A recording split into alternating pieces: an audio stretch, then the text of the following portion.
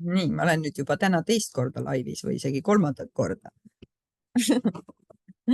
No nii, aga ju siis täna see lugemine väga passib, et kehatöö. Sinu keha ütleb sulle, mida vajab. Palun hakka oma keha kuulama. Nõustu vastu võtma oma keha teadlikkust ja informatsiooni. Sinu keha ütleb sulle ise, mida vajab. Võid isegi kehalt iga päev küsida, mida ta seljas kanda tahaks, sest riideid kannab ju sinu keha, mitte sina ise. Sina kui olend ei kanna mitte midagi. Su keha on palju erakordsem, kui seda arvad. Tutvusin ühe mehega, kes tegeles laserite, toidulisandite, lihastoonuste tõstmise ja kõiksugu muu veidra kraamiga ning oli oma erialal väga osav. Küsisin oma kehalt, kas tema jaoks oleks tasu selle mehe poole pöörduda ning sain jaatava vastuse.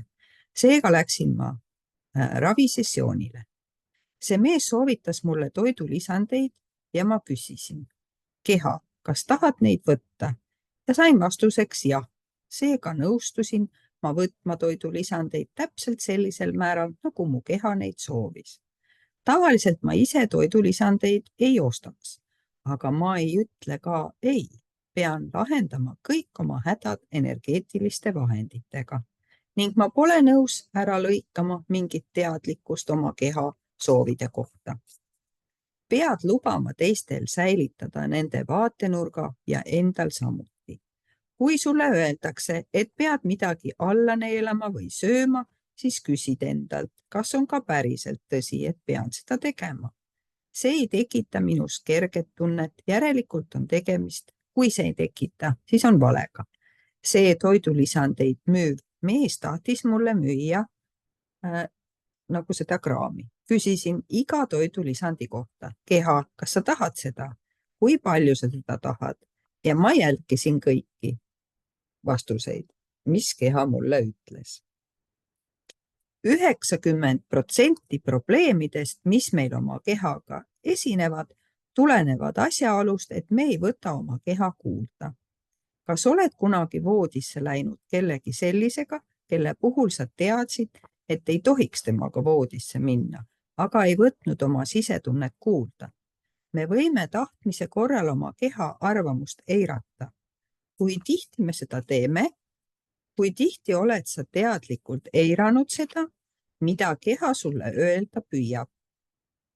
Palju rohkem kui peaks, palju vähem kui peaks või nii tihti, et su vaesel kehal on tunne, nagu ta oleks täielikult häbisse jäetud. Valu vältimine. Sinu kehale meeldib liikumine. Selleks keha loodud ongi, kuigi on ka palju selliseid inimesi, kes püüavad meeleheitlikult trenni teha ja oma keha kurnata, kuni ta valutama hakkab. Kui keskendud pigem oma keha liigutamisele, mitte treenimisele, siis muutub su keha nõtkemaks, avatumaks ja kättesaadavamaks ning sul on võimalik temaga pisut lõbutsema hakata. Küsi oma kehalt, millist liikumist sa täna teha tahaksid. Pole tulemust ilma valuta on üks suurimaid valesid, mida võib uskuda seoses oma keha muutmisega. Kui tahad midagi muuta, siis tuleks seda teha kerguse, rõõmu ja hiilgusega, nagu kõike muudki sinu elus. Valu pole ei vajalik ega sinu reaalsuse osa. Valu on meie looming. See on sinu püstitatud vaatenurk. Kui mu lapsed olid veel väikesed, kukkusid nad vahel valusalt asfaldile. Ma astusin siis lapse juurde ja küsisin, kas sa tegid tsementi, mõra? Tema vaatas seepeale maha ja nägi, et kõik oli korras ning ütles suure kergenduse tundega, ei. Seejärel tõusis ta püsti ja keksis rõõmsalt minema. Nad ei saanud kunagi endale muhku pähe. Kui teised vanemad oma last kukkumas nägid, hüüdsid nad, issand küll, kas sa said haiget, kas sa jäid terveks? Nende lapsed hakkasid nutma ning said pähe suuri muhke ja sinikaid. Minu lastel polnud kunagi sinikaid. Milles oli erinevus? Nende vaatenurgas. Sinu vaatenurk loobki su reaalsuse, mitte vastupidi. Miks suudavad mõned inimesed kõndida põlevatel sütel, ilma et see neile valu teeks või nende jalgu põletaks? Jaa, ma olen ka sütel kõndinud. Ma olen selle ära teinud. Ma arvasin ka, et nüüd on mul nagu järgmine päev, et mul on villid kõik talla all, aga uskumatu ei olnud. Sa lihtsalt kõnnid ja see on nii vägev tunne. Ja seal lõpus on muidugi muld, vaata, seisad mulla peal, aga ükskord käisin ära ja siis tuli teine kord tahtmine ja veel kolmast kord ka, nii et väga vägev tunne on see. Ja, täiega äge. Sest valu ei ole ehtne, see on looming, mitte tõde. Kas elad oma elu lähtudes vaatenurgast, et püüad valu vältida? Inimesed ütlevad vahel, tegid mulle nende sõnadega haiget. Tõsiselt või? Kuidas see võimalik on?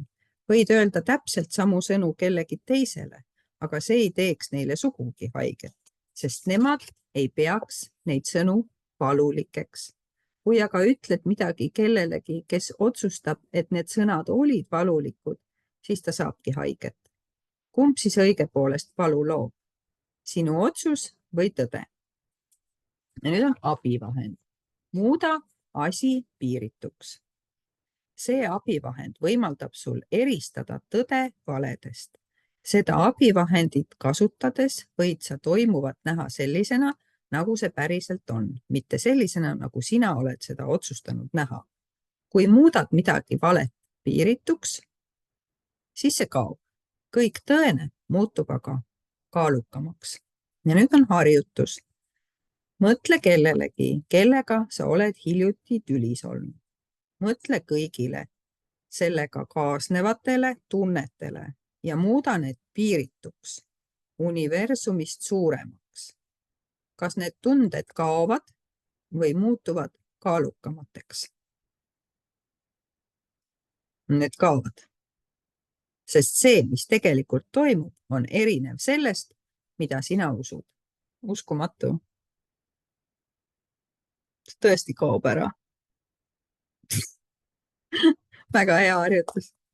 Nüüd mõtle kellelegi, kellest sa hoolid. Mõtle kõigile sellega kaasnevatele tunnetele ja muuda need piirituks, universumist suuremaks.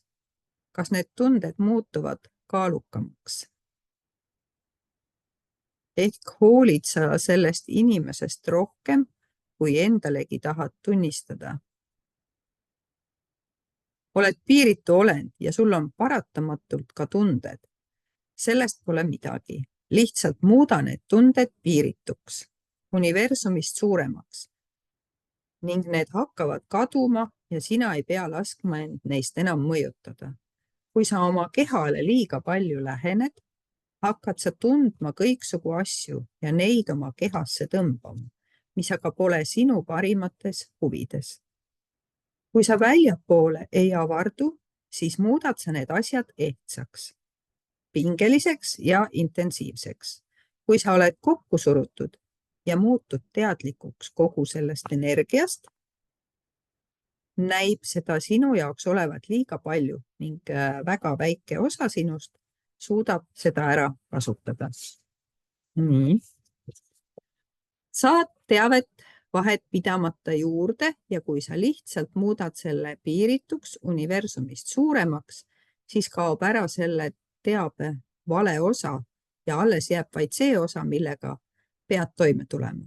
See on ainus osa, millega pead tegelema ja mille eest hoolt kandma. Toimetuleku esimeseks sammuks ongi küsimus, mis see on?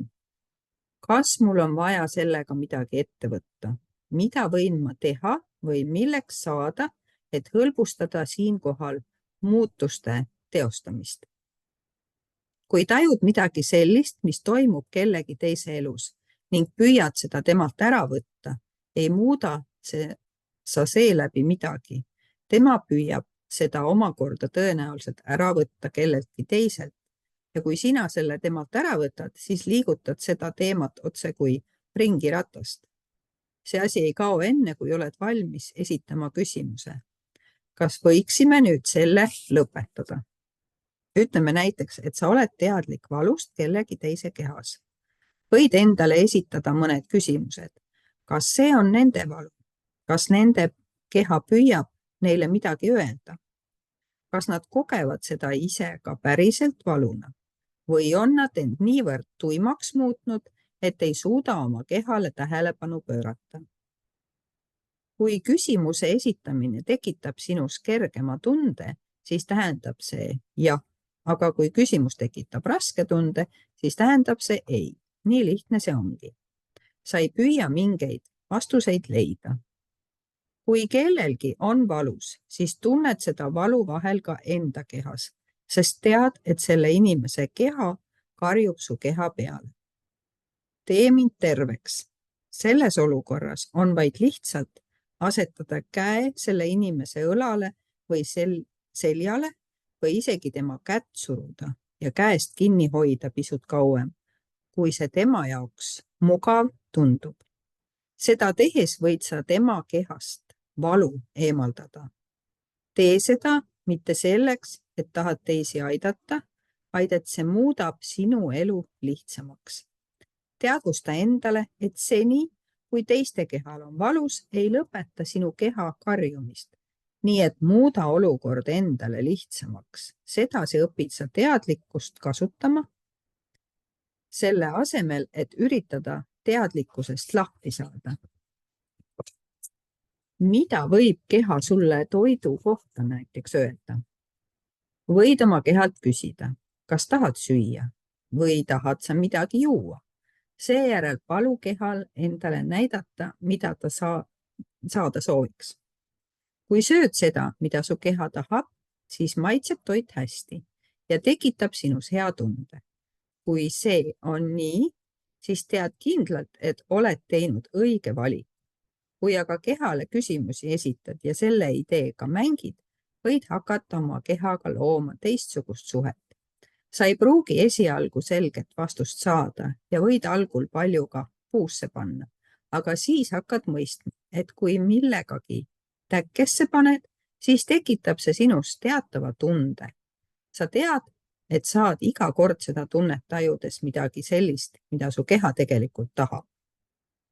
Kui sa hakkad kehalt küsima, mida süüa tahab ta, võib keha esitada sulle veidraid nõudmisi, aga söök ise maitseb hästi. Keha võib sinult küsida õhtusöögiks näiteks heledat õlut või popcorni. Keha võib küsida vaid šampust ja magusat pirukat. Kas oleks valmis sööma õhtusöögiks ainult veini, juustu, salamivorsti ja puuvilja, kui su keha seda soovib? Enamiku inimeste jaoks ei vaja nende keha toiduvaldkonnas midagi erilist. Keskmise ameeriklase toiduportsjon on umbes 4 korda suurem sellest, mis on kõhu täitmiseks vaja. Seda toitu on liiga palju. Ole valmis taldriku täis toitu ka söömata jätma. Kui sa aga kogu toidu ära sööd, muutub see kilodeks. Kas annad oma kehale seda toites jõudu juurde või hoopis tapad seda?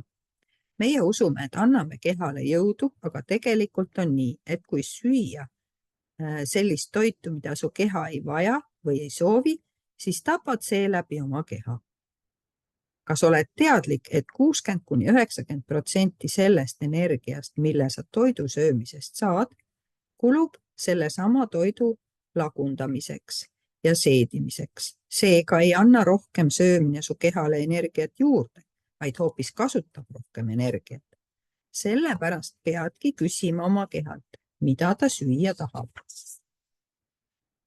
Alati leidub selline söögi ja joogi hulk, mis on ühtlasi su kehale vastuvõetav ja mis keha tööle kaasa aitab. Mis siis, kui toit oleks su keha jaoks homöopaatiline ja loomvahend, mitte energiaallikas. Teadus ütleb meile, et iga inimese keharakkude mitokondrites on piisavalt energiat, et teoreetiliselt 3 kuud mõnda suurt linna varustada, aga meil on kombeks käituda nii, nagu meil poleks üldse energiat, kui me pole vaid paar tundi midagi söönud. Miks me oleme hakanud uskuma mõtet, et vajame energia saamiseks toitu. Siin on üks harjutus, mida võid oma kehaga teha. Küsi kehalt, mida tahaksid sa süüa selleks, et pääseda ligi sellele energiale, mis on sinu jaoks saadaval.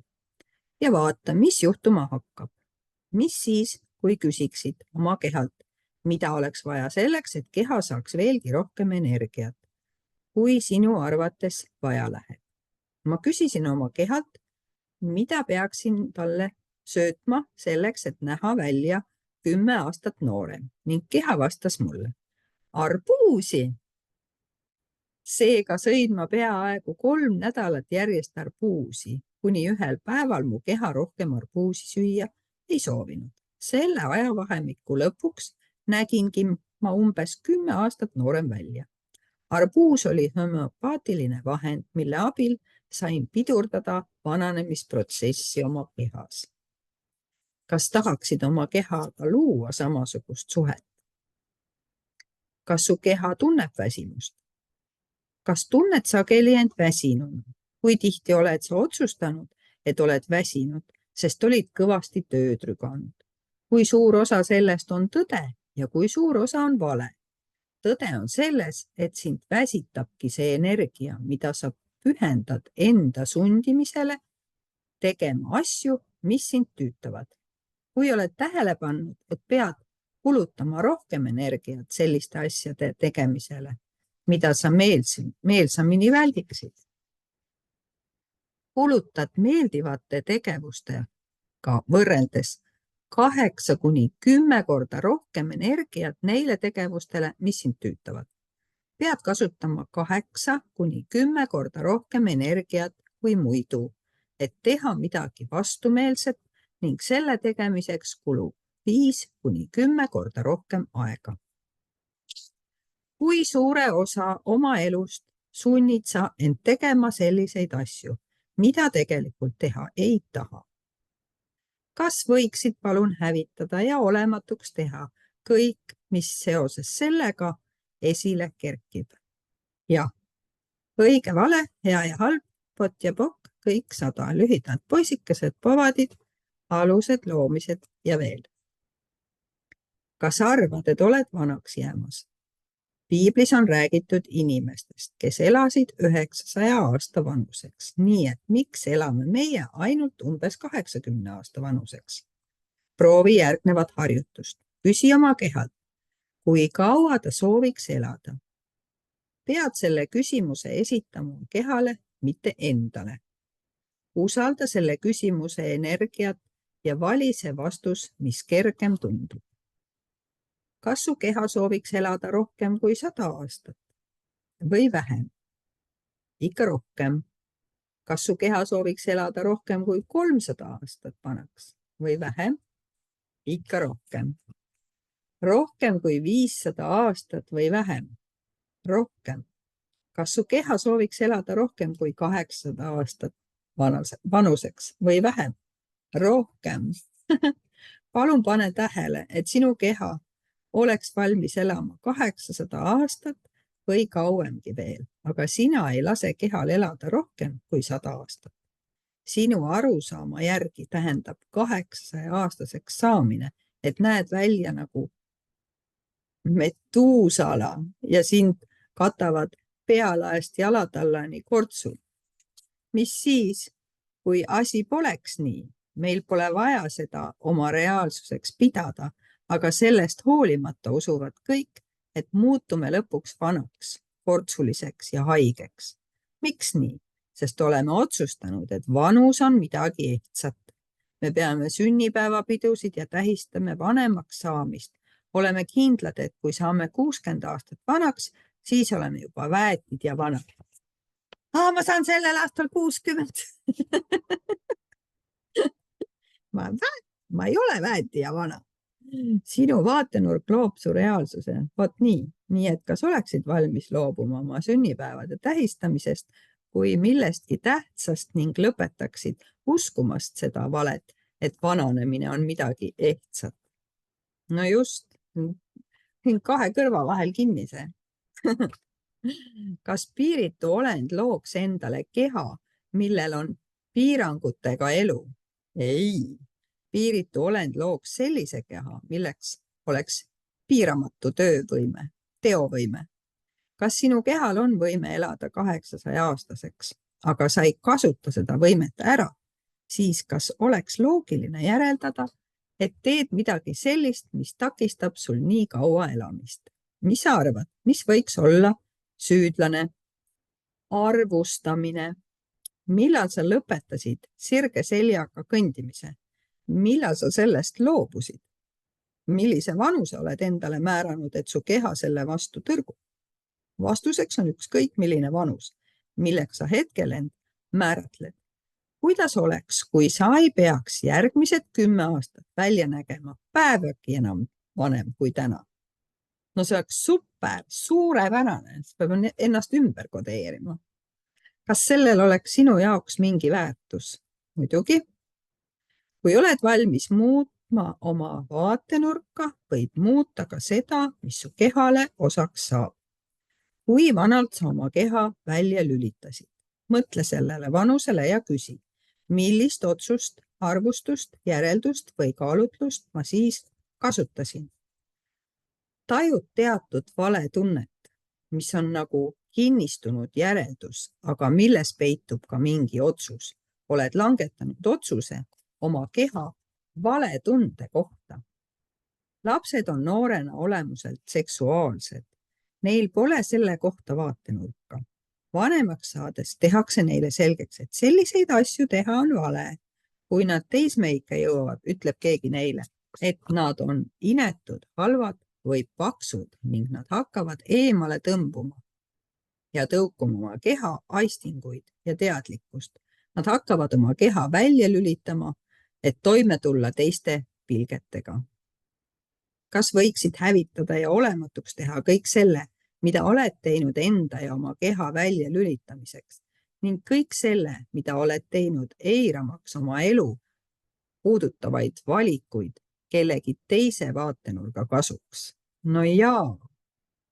Õige vale, hea ja halb, pott ja pokk, kõik 100, lühidalt poisikesed povadid, alused loomised ja veel. Kui tahad elada 800-aastaseks, pead olema valmis elama elu, mis erineb sellest, mille oled praegu endale loonud. Miks peaksid sa tahtma elada oma piiratud elu veel ka järgmised 750 aastat? Kehast seksuaalenergia kõrvaldamine. Kas püüad seksi vältimisega Jumalale lähemale jõuda? Seda nimetatakse vagaduseks ja kasinuseks. Mis siis, kui oleksid valmis olema sama kõlvatu ja paheline, nagu seda tegelikult oled? Kas sul on kombeks endale teatud asju keelata, et keegi ei saaks teada, kui kõlvatu sa päriselt oled? Teadlikkus on seotud piiritu valikuga. Spirituaalseks vaatenurgaks on see, et inimene peab üle saama ihu seatud piirangutest, et saavutada taevalik kergus ja armastus, mis viib ta Jumalani.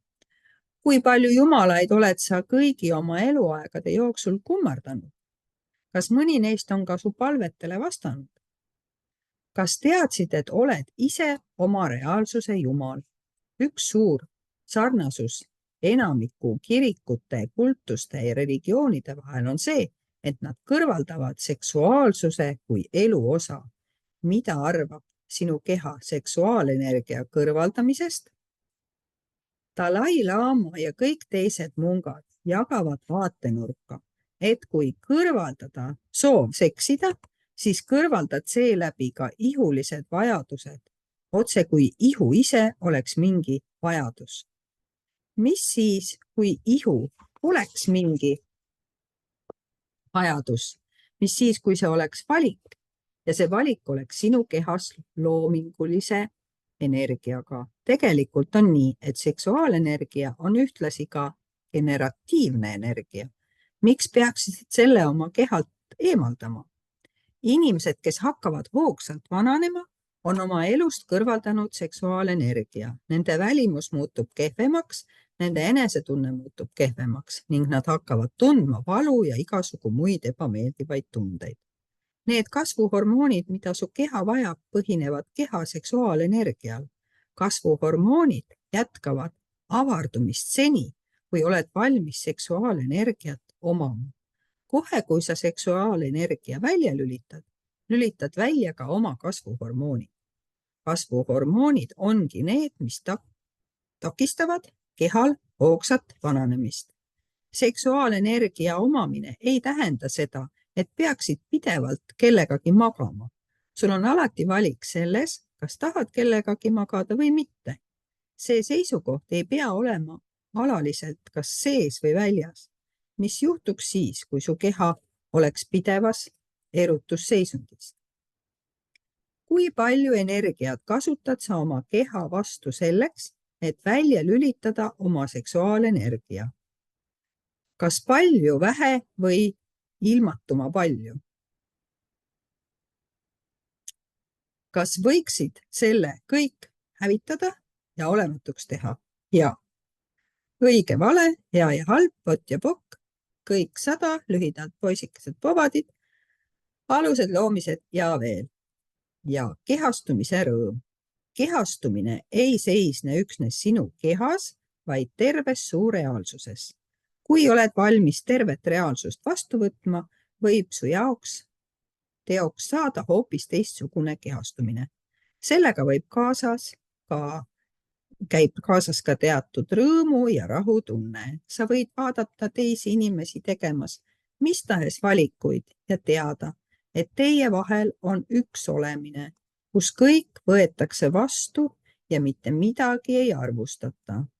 Sul ei ole arvustust, et surm on midagi vale ning sul pole arvustust, et kellegi valik on kuidagi moodi väär.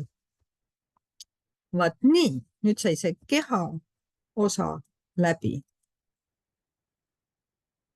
Ja selle koha peal ma siis lõpetan ja järgmine siis homme loen siis võrratu seksi saladus.